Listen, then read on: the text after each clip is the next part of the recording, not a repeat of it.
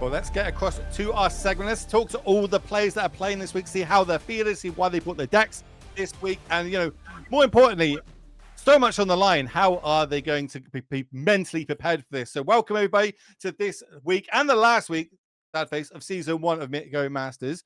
Glad that you're all here. You know, we said we've whittled it down from 16 to 4, 12 amazing players. We've got world champions, GP winners, Pro Tour winners. They didn't manage to get to this point. Sandfast Jake, you are a Pro Tour winner, of course. So you, one Pro Tour winner, managed to make it here to our final 4. First question from myself. Just how are they feeling? How are the nerves coming into this week? How much of an accomplishment is it to get to this point so far, knowing the competition you've been playing against? I'm going to start with you, Jake, because you've been in a high pressure situation within the last 12 months. Yeah, it's really exciting. I'm really happy to have made it this far. I had to play against Reed Duke in 2 separate pretty high stakes matches at 0-1 in the first winners pod, and then in the quarterfinals. So beating Reed Duke once is very lucky in and of itself. So to beat him twice, I feel fantastic to have gotten lucky enough to be here. I would have that in my Twitter bio. I'm not even gonna lie to you. Beat Reed Duke and plus, twice. You could just say it's all skill. We know it. It's okay. You don't have to be humble around us. We know. Okay, handing across to you, Arya. Talk to me. How's it feel? Well, you know, I said right at the start, day 1, it was going to be a play design finals, and I mean, we're 1 match away, so you know, kind of how we drew it up. No pressure there, Carmen. But how you feeling? Oh, no pressure. I don't know. I don't actually think I've lost a match at MTGO Masters in like 6 weeks. So I'm sure I really appreciate Eduardo coming out today, but I am looking forward to playing against Arya in the finals. Well, going across to you, Ed, obviously everyone else kind of did it the easy way. They've played the least amount of games to get to this point. You've done it the hard way. You've had to play every single pod all the way up to these finals. How are you feeling now with all the nerves on the line? Well, because I got ill, I gave perspective that this is not as stressful as honestly it needs to be anyways. I'm just glad to be here, as they say. And I'm glad to be here too with choosing decks that are always a little bit off the cuff. You know, never choosing like kind of those tier decks like Yagmoth or Amulet, just always choosing things that are, you know, like you miss them or the deck of the week or whatever. And I kind of like it because I don't know. People tune into this, and what I've always liked about series like this is showcasing the diversity of what Modern has to offer. Yeah, pretty sick. All right, next question. Yeah, so this is actually really interesting. This season, we have a very special rule, and that rule is you're not allowed to play a deck more than once from week to week to week to week. Now, you can obviously guess that Eduardo is going to be having the hardest time here, having played so many weeks of Magic, and now picking a more fun deck by his own words. But let's go through this one at a time. Maybe how you sort of evaluated this specific week's metagame, because there's only so many options available here. Carmen, we'll go ahead and start with you. Yeah, so the big things that stuck out to me were I did not think that people could really bring Thoughtseizes anymore. People had mostly brought a lot of different Thoughtseize decks already. Eduardo kind of broke that paradigm a little bit, but I wanted to be proactive and fast. I think Arya really likes to brew, so I just wanted to bring something that could kill people quickly. And we're going to see how that plays out. Okay, no mercy. Jake, how about you? I had sort of a similar thought process. I wanted to bring a Thoughtseize deck, but couldn't really find a fourth one that I liked that fit within the confines that had been set by the tournament. So I went ahead and sort of like Carmen said, fell back on something that I think can just kill people. And I've played lots and lots of burn over the last 10 years or whatever, since Modern came out. I've been playing Goblin Guide decks, and so I decided to go back to Old Faithful. Oh, hold on. I literally have it sitting on my desk. I have a foiled out burn deck that I have just been playing for like literally a decade at this point. So that is so cool. I hope one of us takes it all. We'll see. That is honestly so cool. Yeah, I'm taking notes myself here. Just like listening to like the best players, and they all say the same word. I want to be proactive, and I want to get Thoughtseize into my deck somehow. So I'm gonna have that like tattooed onto my hand or something like that. Arya, you're up next. What about you? How did you land on Amulet Titan? So for most of the time leading up to this, I thought I want to be proactive and I want to play Thoughtseize. So up until Monday night, which is the night before deck registration, I was planning on registering Rakdos Evoke. I thought Thoughtsy's decks kind of lined up well into what other people had left, and it's a good strong deck, and it's not like it's a deck. I mean, I've played a lot of different decks. I was like pretty confident I could I could be competent and pilot it well. But at 2 a.m. on Monday night before deck submission, I realized that earlier this season, I submitted a Lotus Field Aftermath Analyst combo take on Amulet Titan.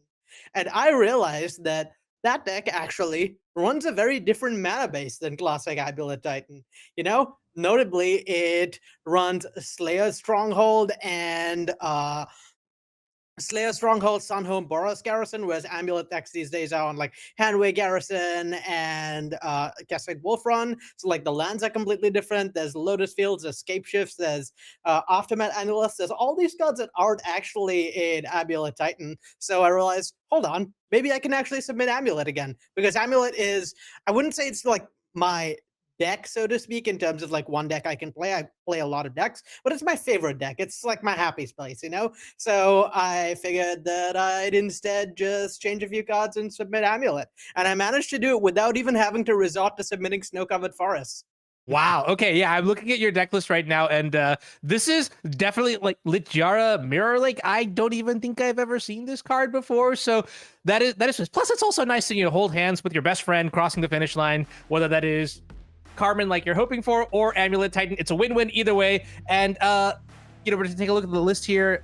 It's kind of interesting, actually. Mostly like the bottom half looks very stock, but then the top half is just sort of eye-opening. So that's very interesting. And then finally, Eduardo, talk to me. You mentioned that you're here to have fun, you're excited, you're happy, you have perspective.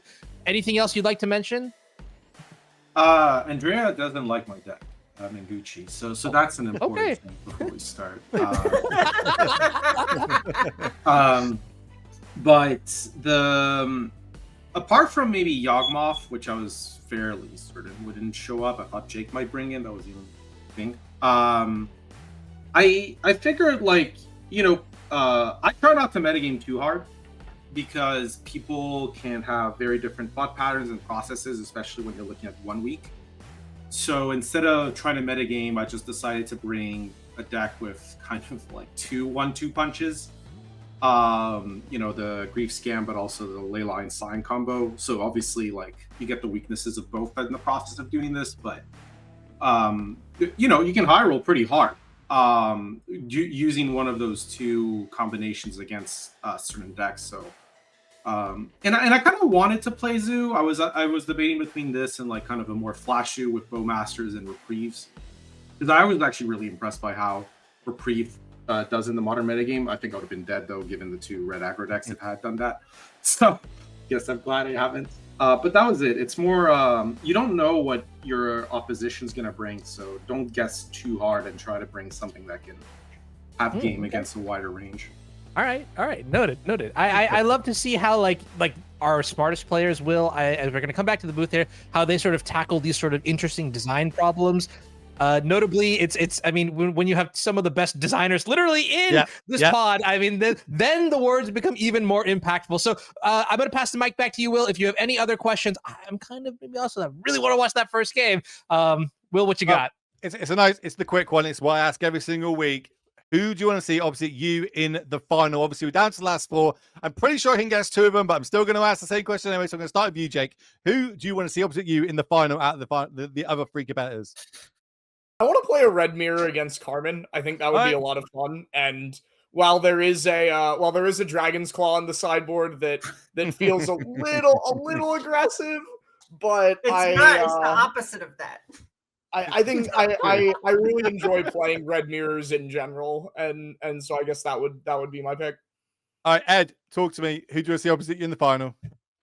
I mean, I guess the burn deck, but I'm okay with facing Arya for a time. That'd be kind of cool. 4th time, actually. 4th time. It would be a 4th time. Arya's the only person who's actually beaten me. Is the record 3-0, 2-1? What's the It's record? 2-1 right now. 2-1 in Arya's favor. Yeah. Oh, so you need to try and level it up. Okay, love to see it. I'm moving across to you, Carmen. Even though I'm pretty sure when I asked you in week 1 who you wanted to see opposite you in the final, it was Arya. But I'm going to ask you for one more time: who do you want to see opposite you in the finals this week? Yeah, I mean, I'm happy with both options, right? Like, I actually agree a lot with Jake. I think red mirrors are really fun, and I like to play burn mirrors at FNM and just try and skill diff people. But we're actually playing different red decks. So I had the Dragon's Claw because I'm actually very afraid. So it'd be funny to see how it plays out. That being said, play design finals, baby. It'd be a cool storyline to see. So Arya, last one. I'm going to ask it, but who do you want to see opposite you in the final? I mean, I've been saying it since week 1. Carmen. I also Always kind of been hope my you're both answer. in the same room and can do like little fist bumps like off screen to each other. It'd be really cool to see if it was. But on that one, that is it. We are going to go down to the matches now. So we're going to let you all go, kind of get in the zone, get chilled out, get ready to set up while we move back to the booth with me and Noose. We'll see you all shortly.